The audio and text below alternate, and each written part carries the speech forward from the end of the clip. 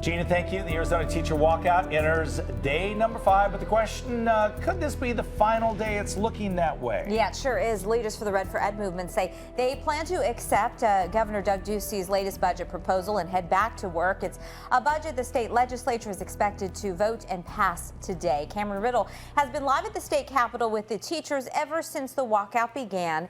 And they're not all calling this a win. No, not everybody's walking away satisfied with the deal, but most say they plan to go back to class, right?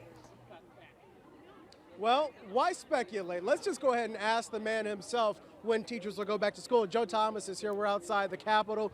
Joe, are teachers going back to school anytime soon? Well, we need to make sure that we get a budget done down here and a budget that respects our students.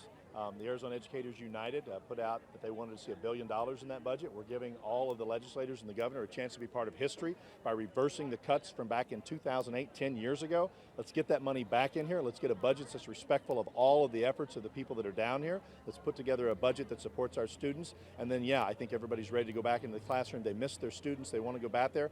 But this fight has been about the students from day one, and it will continue even after this budget to be for our students to make sure they have the schools they deserve. How many of the 5 demands that you guys laid out have been met by lawmakers? Oh, they haven't met any of them. It's been very disappointing. We were very clear about what we wanted to see in the school budget, what our students needed, and they've met none of them. And we don't anticipate that that's going to change too much today because we've been shut out of the process.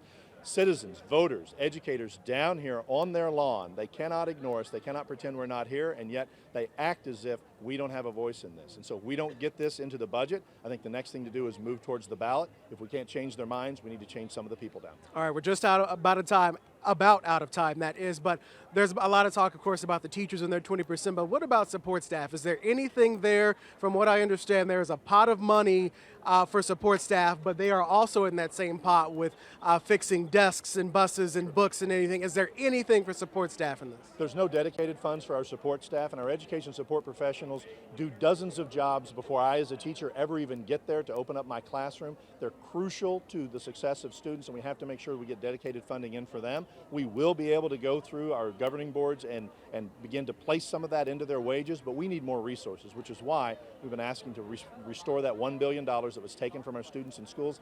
That's where we have the success and the resources we need to be successful with our students. Is this the last day of the walkout, or will you stay out here until the ink is dry?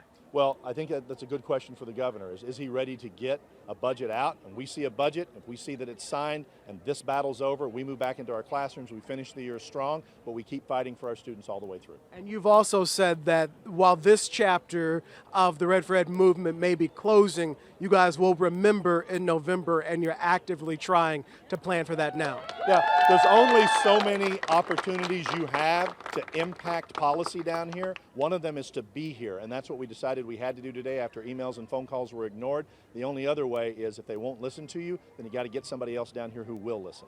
All right, Joe Thomas, thank you for joining us this morning. Appreciate it, sir. We're out here at the Capitol where, as you see, there are hundreds, if not thousands. Don't have the exact estimate of teachers who are out here, but they're still committed to making sure Governor Ducey and state lawmakers hear their message to get more funding into Arizona schools. Reporting live from Cameron Riddle, Arizona's Family. They've harnessed or tapped into a lot of influence. Obviously, we've seen the lawmakers and the governor respond. So we'll see what lays out in the future. Cameron, thank you so much. And we've been hearing from numerous districts as they plan to reopen, welcome the kids back to class and the teachers back to class tomorrow. The updated list on those changes district to district are on our AZ Family mobile news app.